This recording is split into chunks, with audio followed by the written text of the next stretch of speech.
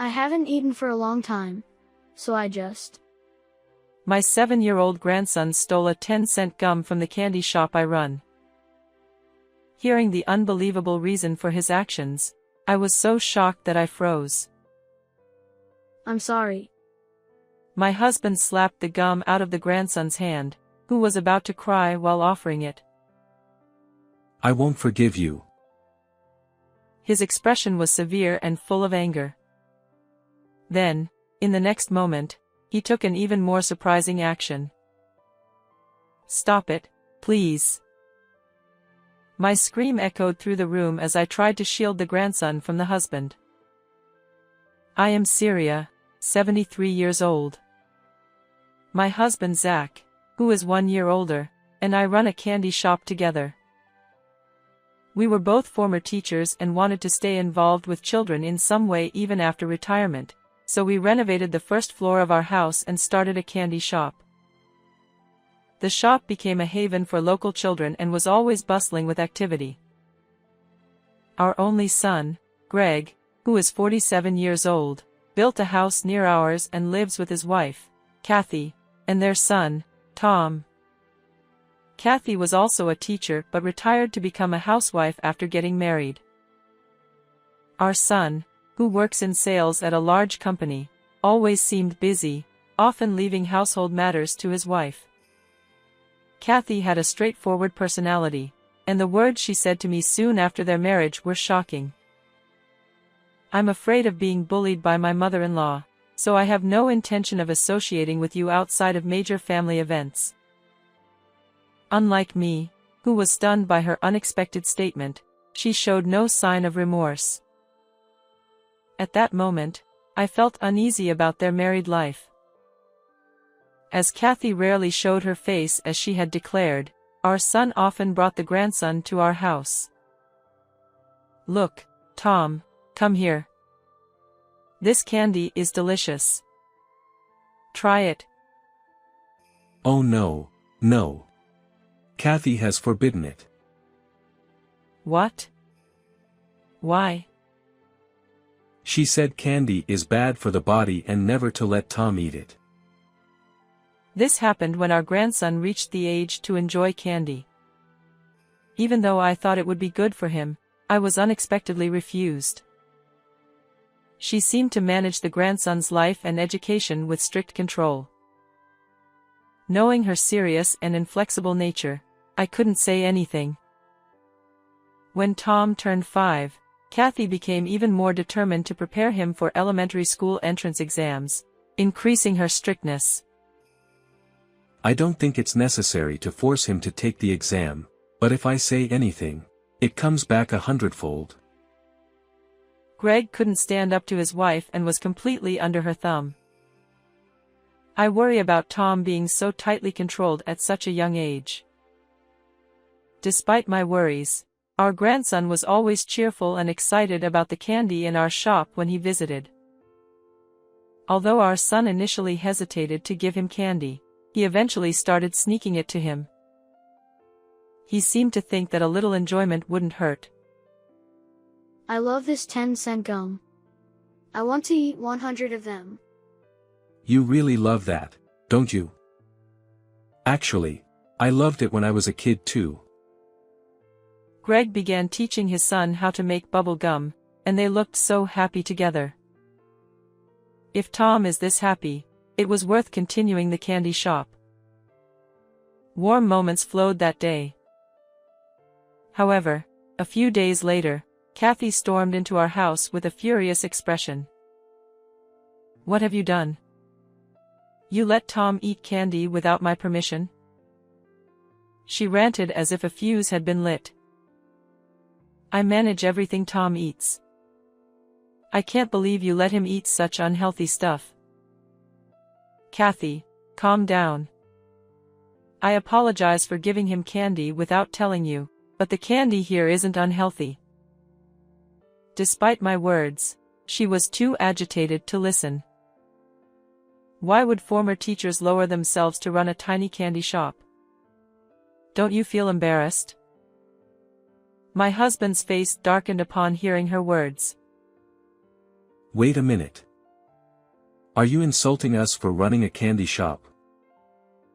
Despite Zach's angry glare, she acted as if nothing was wrong.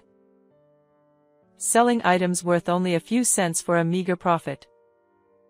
It's just a hobby for the elderly. She sneered, completely looking down on us. The shop is about making children smile, not profit. Though anger bubbled inside me, I held it back for Greg and Tom's sake. Tom didn't get into his first-choice school for the elementary entrance exam, but he got into the second choice. Grandpa, Grandma, I passed. Congratulations, Tom. You worked so hard. While we were happy, Kathy looked displeased. Greg continued to bring the grandson over occasionally, but he was transferred for work and decided to move alone, considering Tom's schooling. After that, Kathy never came to our house, and we couldn't see our grandson anymore. I'm worried about Tom being alone with strict Kathy. Greg's new job was far away and kept him busy, making it hard for him to visit, increasing my worries. As summer vacation began and the shop filled with children, my husband and I worried about Tom. I wonder if he's okay. Greg said there's nothing to worry about. Even though Zach said that, my anxiety remained. One day, around lunchtime, the shop was empty, so I asked my husband to mind the store while I prepared lunch inside. Suddenly, I heard my husband's sharp voice from the shop. Tom, what did you do? Hearing our grandson's name, I rushed to the shop. There, I found Tom looking down, about to cry, and Zach staring at him sternly. What happened?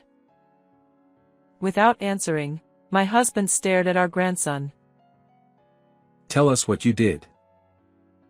With a furrowed brow, Zach raised his voice, causing Tom to flinch. Shaking, he slowly opened his tightly clenched hand to reveal his favorite 10-cent gum.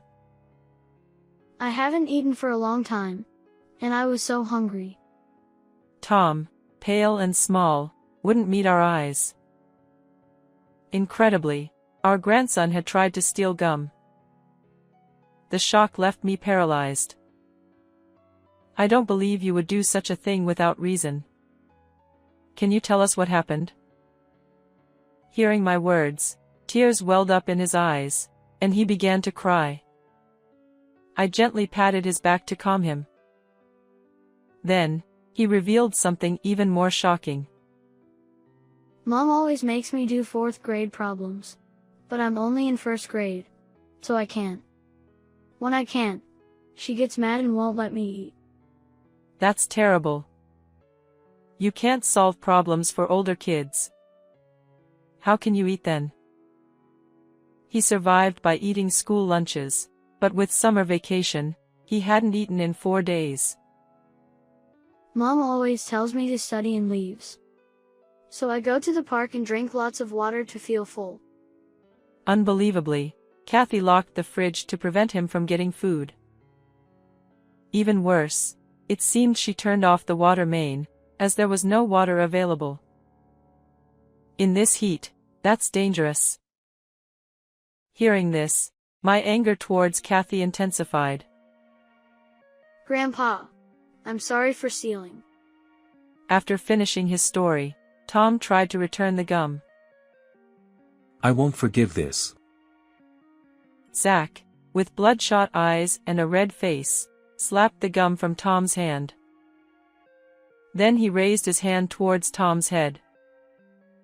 Stop. To protect Tom, I instinctively raised my voice. I thought he would harm our grandson, but he didn't. First, let's have a good meal. You can have the gum afterward. Zach patted Tom's head gently, smiling warmly.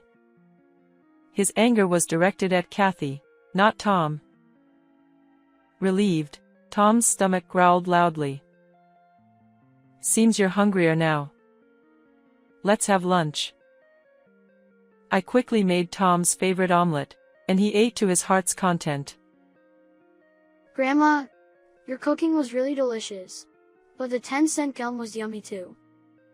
Oh my, it really is Tom's favorite, isn't it? Seeing my grandson completely recovered, I was relieved. But at the same time, recalling the detailed story he told me, anger began to boil within me.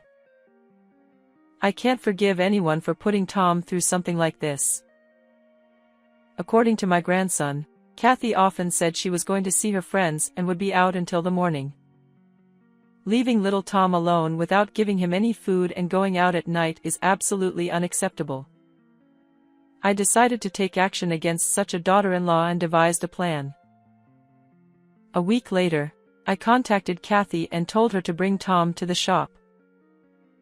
"Tom, Grandma has something important to talk about with Mommy. Can you wait at home with Grandpa?" Okay. But, Mommy. Watching my sulking daughter-in-law's mood, my grandson went into the house. "What do you want to talk about?" "Unlike you old folks, I'm busy." Kathy stood there with her arms crossed, looking irritated. "I heard that you've been imposing unreasonable demands on Tom and denying him food when he can't meet them. There's no way his grades will improve with such methods." The moment I denied her way of doing things, her expression changed drastically. "Tom couldn't get into his first-choice elementary school, so I'm making him study hard for his middle school exams. I'm just being a bit strict. Don't act like you know everything just because you used to be a teacher." Her face was frightening, with veins popping out on her temples as she glared sharply at me. "And I'm making sure he eats properly." "Tom's lying." "A bit strict? You're going way too far." Holding back my urge to shout, I thrust my phone in front of her. On it, Kathy was seen scolding Tom for not solving problems, laughing that he wouldn't get any food, and locking the fridge before going out. "What is this?" Kathy was momentarily stunned but then started yelling back in anger. "How dare you install hidden cameras in my house? That's illegal," she shouted, ignoring her own actions. "Do you think I did this without permission?" Greg allowed it. "If he sees this, it's all over for you." Upon hearing about her cruel treatment from my grandson, I had immediately called my son and told him everything. We planned together to rescue Tom from his hellish life. Knowing his dire situation, I secretly fed him while Kathy was out. Unaware that her actions were being recorded, Kathy continued mistreating Tom. "Please, Syria, don't show that footage to him. If we get divorced, it'll ruin Tom's future." Realizing she was caught red-handed, Kathy changed her attitude and begged me. But my anger towards her was too strong to hold back. "Staying with you would be far worse for Tom's future. I'll show Greg all this footage." Seeing that pleading was futile, Kathy clicked her tongue and glared at me with hatred. "This is why I hate stubborn old people. Hand over that phone." Thinking she could get rid of the evidence, she lunged at me. "That's enough." My husband, who had come out to check on us, intervened just in time to protect me from Kathy. Shocked by her reckless behavior, I pressed on. "And you often left Tom alone to stay out until morning. What exactly were you doing?" Suspecting something, I had investigated and discovered that Kathy was having an affair. I had photographed her entering and leaving a hotel with her lover. When I confronted her with the photos, she turned red with anger instead of being embarrassed. "So now you're playing detective? What a waste of your former teacher status. For my precious grandson, I don't need any titles. I'm ready to become a demon for Tom." Though momentarily taken aback by my firm stance, Kathy quickly regained her composure. I planned to stay married until Tom's school fees were paid, but now that I've been found out, there's no point. Showing no remorse, Kathy smirked at me. Anyway, I was going to divorce Greg and be with him eventually. It was time to bring her down to earth. Unfortunately, your plan won't work. Your lover is married too. What? No way. He told me he was single. I had found out her lover was married and had lied to her about being single. I've told him everything. He begged me to keep it a secret from his family and said he'd break up with you. That's a lie. He wouldn't leave me. Kathy was in shock and disbelief. Wake up. You've been deceived. If I lose him, how will I go on? Kathy collapsed to her knees, stunned. I delivered the final blow. Greg is going to take Tom and divorce you. You'll have to live with the consequences alone. Wait a minute. Are you talking about alimony and money? I can't do that. I've been a housewife too long to go back to teaching. Despairing at my words, she fell to the floor, sobbing. Seeing her like that, I felt no sympathy. How can someone who couldn't even take care of their own child have been a teacher? Aren't you ashamed? Hearing my words, Kathy cried even harder. Later, my son and his wife officially divorced. Kathy was ordered to pay $30,000 in alimony and $300 a month in child support. Her affair cost her another $20,000 in compensation, and her lover's family found out, leading to another $20,000 in compensation from her. Burdened by debt, Kathy now works day and night and lives a life of hardship. Meanwhile, with Greg and Tom back home, my days have become busier. Welcome. Free and full of energy again, my grandson loves helping out at the shop. I look forward to continuing to protect our shop and living happily with my family. How was this story? Don't forget to subscribe to our channel. See you in the next video.